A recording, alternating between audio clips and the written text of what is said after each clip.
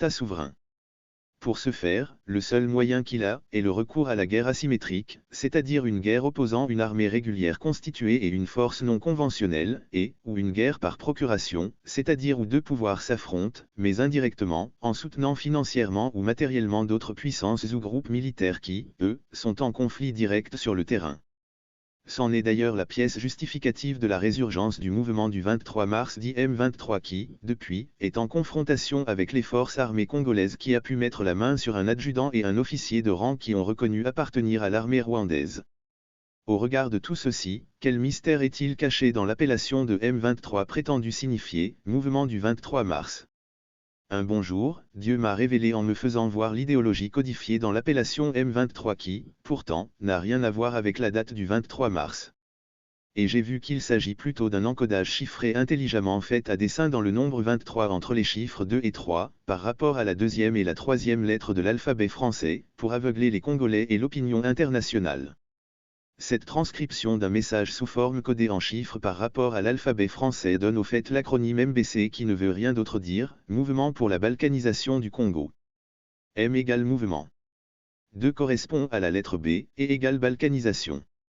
3 correspond à la lettre C, et égale Congo. Il en est de même du 23 octobre 1996, date à laquelle a eu lieu le fameux accord de l'Émérat. C'est d'ailleurs la date qui a été choisie la première pour encoder chiffrement l'idée de balkanisation du Congo. Puis celle-ci a servi de soubassement au choix de la date du 23 mars 2009. Voyez-vous. Tout ça est orchestré intelligemment avec tact et dextérité. Le pouvoir étant l'objet de combats en politique sur le plan intérieur et sur le plan extérieur, cette ruse répond au principe de l'art de la guerre du général Sun Tzu dont les maximes disent « Sois subtil jusqu'à l'invisible. Sois mystérieux jusqu'à l'inaudible. Alors tu pourras maîtriser le destin de tes adversaires. Connaissez l'ennemi et connaissez-vous vous-même.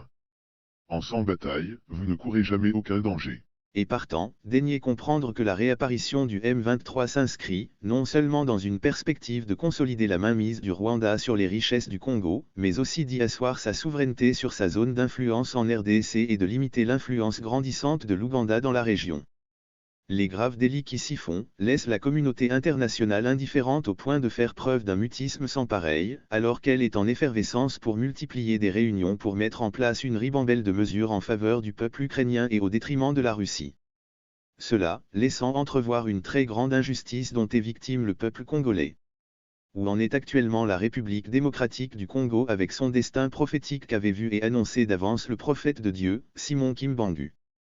Toute cette triste réalité insolite critique et critiquée, doublée de l'expropriation des Congolais de leurs richesses, quand on sait que, dans l'état de la répartition des richesses minières actuelles de la RDC, 70% des minerais stratégiques appartiennent directement aux firmes étrangères qui les exploitent et les vendent sur le marché international, alors que les 30% restants, qui devaient logiquement revenir à la population congolaise pour l'industrie artisanale selon les lois en vigueur dans le pays, se voit détenu à 80% par les Chinois, à 15% par les Libanais, à 5% par les Indiens, ne laissant rien aux Congolais, et quand on considère aussi comment près de 50% de nos terres cultivables, sur les 120 millions d'hectares que compte la RDC, sont déjà cédées à un faible prix aux étrangers au détriment du peuple congolais, il y a lieu de dire que nous sommes en mauvaise posture. Cependant, toutes ces situations critiques ne sont que des effets du destin, c'est-à-dire les destinées, aménageant le terrain et plantant le décor de la prochaine vague de la révolution au travers duquel va être revendiquée la seconde indépendance de la RD Congo dont a prophétisé Simon Kimbangu de son vivant. Par là, comprenez-y que cela se rapporte par le fait à mensonge du 6 septembre 2005 vous partagez dans ma vidéo intitulée « Le vent de la délivrance qui inaugure l'indépendance politico-spirituelle du Congo », dans lequel j'ai vu les différents acteurs de relations internationales, sous l'emblème des hommes de génie militaire, en tenue militaire, en train de travailler à l'aménagement d'un chantier routier en terre battue en l'arrosant à côté du fameux oin de Dieu du Congo à venir en tenue civile, lui aussi en train de l'arroser. Puis, il arriva que cet homme providentiel fut soulevé en l'air, au-dessus du chantier, par un vent impétueux qui souffla, tandis qu'il mit, par contre, en fuite ces différents acteurs hors du chantier sans y revenir. Et il a été dit à propos que cela se rapporte à ce qu'avait annoncé Simon Kimbangu. À propos, voici ce qu'il a dit aux missionnaires catholiques de Kisantu, lorsqu'ils sont allés lui rendre visite à la prison d'Elisabethville, Lubumbashi aujourd'hui, le 17 août 1922. Le Congo obtiendra sa première et sa deuxième indépendance, parce qu'il en est ainsi. Le roi des Belges sera emprisonné, mais il sortira de prison par la force de Dieu. Cette première indépendance sera obtenue par la force de Dieu. L'homme noir va chasser l'homme blanc de sa terre. Beaucoup des miracles se produiront. Les blancs seront terrifiés suite à la demande de la première indépendance. Il y aura beaucoup d'obstacles, mais ceux qui auront été choisis pour cette mission vaincront absolument parce qu'ils auront avec eux la force de Dieu, conformément à son plan divin. Un fils Congo sera le leader de cette première indépendance et portera dans son cœur la marque de l'Esprit Saint. Il sera choisi par Dieu pour être le guide du combat parce que l'ennemi Satan s'introduira parmi ses différents responsables. C'est pour cela que le pouvoir sera pris par l'étranger, un de ceux aussi qui sont venus d'ailleurs. Son règne sera aussi celui des étrangers, ceux qui étaient déjà venus au Congo. Ce chef va se désintéresser de la nation congolaise. Il sera très orgueilleux et autoritaire, et incarnera un pouvoir cruel et féroce à l'image du léopard. Il gouvernera vraiment longtemps, plusieurs années durant en changeant beaucoup les gouvernements et les choses. Et même le nom du pays Congo, il le changera. Il ne voudra pas quitter le fauteuil du pouvoir, mais sa fin sera une fin des malheurs, de tristesse et de honte. Le Congo sera complètement détruit, il y aura des malheurs, les gens se lamenteront auprès de Dieu. Les guerres reviendront, mais ce chef persistera pour rester coûte que coûte au pouvoir. La richesse du pays sera accaparée par ceux qui sont venus de l'étranger, et qui s'amuseront avec l'argent du Congo comme ils le voudront. Les salaires des gens seront payés très difficilement.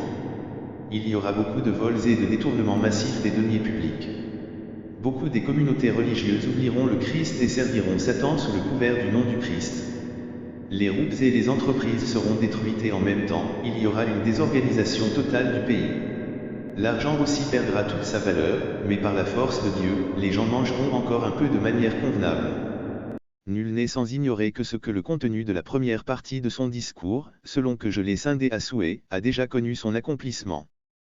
Écoutons cette fois la seconde partie qui cadre directement avec le sujet du message.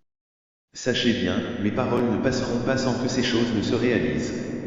Moi, je serai emmené dans un pays très lointain, mais je reviendrai au Congo. Les Blancs me chercheront la mort, mais ne réussiront pas. C'est pourquoi vous devez servir Dieu réellement, et abandonner les comportements obscurs. Beaucoup vont utiliser mon nom, dans la vérité et dans le mensonge. Mais vous les reconnaîtrez par les actes de leur comportement. La séparation avec les étrangers sera vraiment très difficile. Ceux qui ont été choisis pour cette mission vont à tout prix gagner par la puissance de Dieu, mais en vérité avec beaucoup des souffrances. Un leader émergera lors de cette séparation, c'est-à-dire celle liée à la deuxième indépendance, pour conduire ces événements, mais peu seulement l'écouteront et le suivront. Ses débuts seront très difficiles avec beaucoup des problèmes, et il subira les prisons, mais il l'emportera de manière absolue par la volonté et la force de Dieu. C'est lui qui établira un gouvernement qui donnera des signes forts pour la revendication de la deuxième indépendance, bonheur et louange à ceux qui s'attacheront à lui. Des étrangers nomades, des gens de la route, se lieront d'amitié avec certains Congolais pour rester pour toujours dans ce pays, mais rien à faire, ils ne pourront pas réussir parce qu'il en est ainsi. Malheur vraiment à tout enfant du Congo qui fera obstacle à cette voie, car il sera puni pour son comportement. C'est pourquoi, persévérez à prier Dieu sérieusement parce que le temps viendra où la volonté de servir le pays habitera les élus. Ceux qui sont venus de l'étranger seront chassés par la force, les autres mourront car ils abandonneront tous leurs avoirs. Sachez-le bien, car c'est la vérité, le départ des Blancs du Congo lors de la première indépendance se passera vraiment mieux, mais pas celui des étrangers. Quand les tensions de la deuxième indépendance prendront fin, les élus construiront le pays de la bonne façon après avoir établi un bon gouvernement qui amènera la paix au Congo. Quand le Congo sera totalement en paix, l'Afrique aussi sera en paix et amorcera son développement. L'homme noir s'imposera à l'homme blanc, car les pays d'Europe ne sont que des pays pauvres. L'homme noir aura l'intelligence et la capacité de réaliser toutes sortes de choses. C'est pour cela que vous devez persévérer à prier sérieusement, vous devez bannir les comportements obscurs pour croire en Dieu et le servir véritablement dans vos cœurs. Sachez ceci, mes paroles ne pourront pas s'envoler tant que tout ce que je viens de vous dire ne se soit réalisé. Il faut aimer son pays et le servir honnêtement. Cela étant, la RD Congo ne sera jamais balkanisée étant donné que c'est une terre sacrée dont le peuple est appelé par Dieu à son service en ce temps de la fin. La mobilisation du peuple, des forces armées et du président Félix-Antoine Tshisekedi est à saluer, car, c'en est là la recherche du bonheur de la patrie qui nous est échue par le sort. Je m'arrête ici dans l'espoir de vous poster très prochainement d'autres vidéos si Dieu le veut. Et je vous prie de partager la vidéo à un maximum de personnes. Que Dieu vous bénisse richement.